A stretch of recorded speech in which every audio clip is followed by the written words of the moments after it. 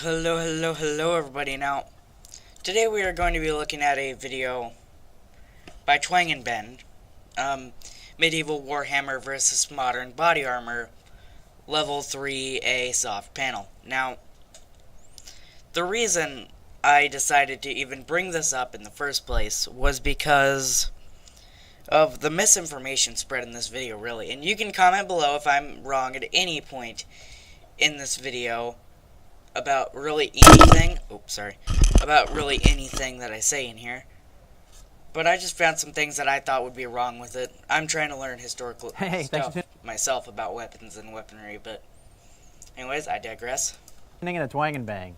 Undead Fred here is still undead, in spite of the fact that I got about 4 to 5 inches of arrow shaft driven into his forehead the last time that I saw him. Of course he had to use the word shaft when driving his inches into something. Well, this time I'm going to try to drive the spike from this Warhammer made by Cold Steel right into his chest. So he's wearing a level 3A soft body armor panel from AR500armor.com. We know that this panel can stop handgun rounds up to about 44 Magnum. But can it stop this spike from a Warhammer? Well, that's what we're going to find out next on Twang and Bang. Now, just a disclaimer, I have nothing whatsoever against them or their channel. I'm more of which attacking the misinformation in the video.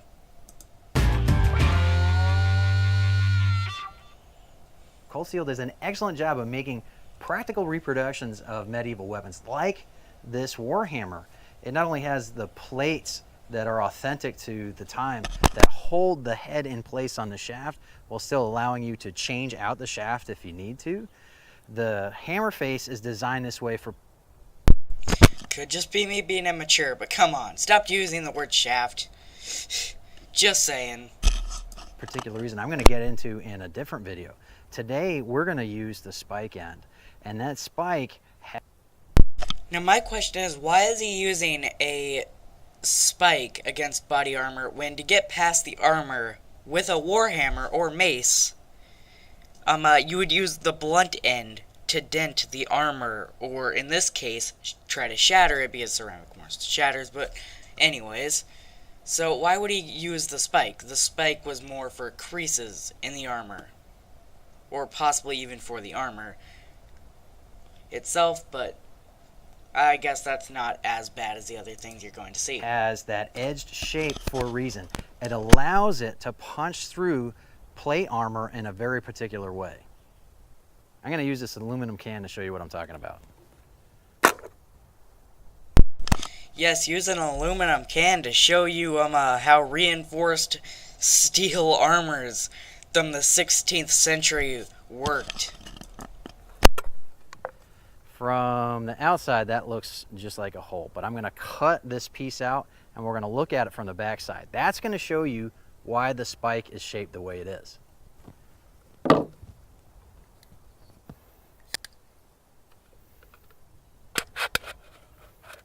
Okay, this is what the back side, this is just, super thin aluminum, but it serves the purpose of illustrating what the shape of the spike does. It cuts and splits the metal so that it peels out of the way, produces these curls, and that way it makes the armor weaker. Yes, but the reason the hammer side is there is so that you can do that, but with a bigger surface area. On these edges, makes it easier to get full penetration with the spike. Just like that. And so they carried it over, Cold Steel carried it over to the design of their Warhammer. We are going to see how it does against this level 3A soft armor panel from AR500armor.com. This is designed for stopping bullets, not something pointy like this. I will say that this isn't super sharp. I'm sure I could take a grinder to it and make it even sharper, but I'm going to test it as is and see if this is enough to poke its way through the fibers of the aramid like a knife or a broadhead would. For me, the biggest risk is that this is going to break and end up sending some pieces back my way. Did he just say, like a knife or broadsword?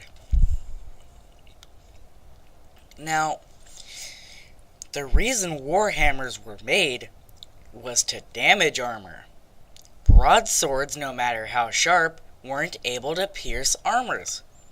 Otherwise, warhammers wouldn't be used as opposed to arming swords. And very rarely were knives actually used on the battlefield for anything less than a sidearm or light/no armored combat. So, what you're saying is that the warhammer is almost useless. I know that's a bit of an exaggeration, but you can see my point. So I'm wearing some armor of my own here. All right.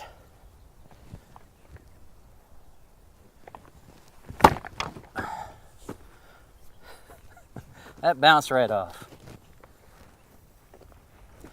I don't think that did anything. Well, I'm gonna give that another shot. I think we punctured some of the layers. Oh, I can feel the point through the back a little bit, but I'm gonna see if I can't keep a better grip on this, because this handle the finish is actually really slippery. I probably should put some tape on it, but we're just gonna run with it right now.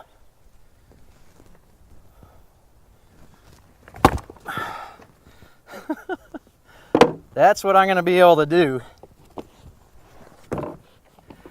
Let's see what we ended up with. This first swing didn't seem as solid as the second to me, but it actually hit nice and straight, clearly punching the spike a few inches deep into Undead Fred's chest. However, I think it took a lot of armor with it, allowing his foam body to push the spike back out. This second swing...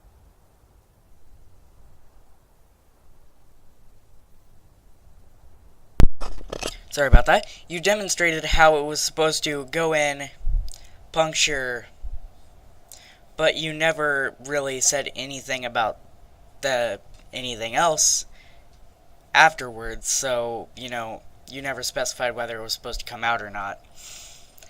And, again, you would be able to get a lot more surface area and damage if you use the hammer side, which you're not doing. Swing felt better, but it deflected upwards on impact. As you'll see, this actually caused more damage to the armor panel, but less damage to Undead Fred than the first impact. Oh, both times I actually think I got through. Let me bring the camera up so you can see. Well, I did get through. I got through with both hits. That's actually the first hit, and of course this is the mirror image, but that's right here on the panel. I can feel it. We'll pull that out and take a look at it. And this was the second hit, cut through both ends. And here, I think right here is where the second one in, right there. So let's pull the panel out and see what the panel looks like. We might have to cut it apart. Okay, so, oh wow, okay. Let's see if I can get that to focus. But that's the second hit. That's all the way through. I can see a hole there, and you can see that things are ripped right here. Let's cut that away. Use my chain drive auto knife. So you're testing a battle axe up against armor, yet you can cut through it. Now I'm gonna ask how that works. Let's look behind the panel. Oh man, how about that? Okay, so it didn't feel like I did better the second time, but I did. And I'm gonna have to turn the brightness down. So, okay, so I got the brightness turned down so you can actually see the back of this. That is the second hit. That's the one where I think I made a much better swing. This is the first one where my backhand slipped off of it.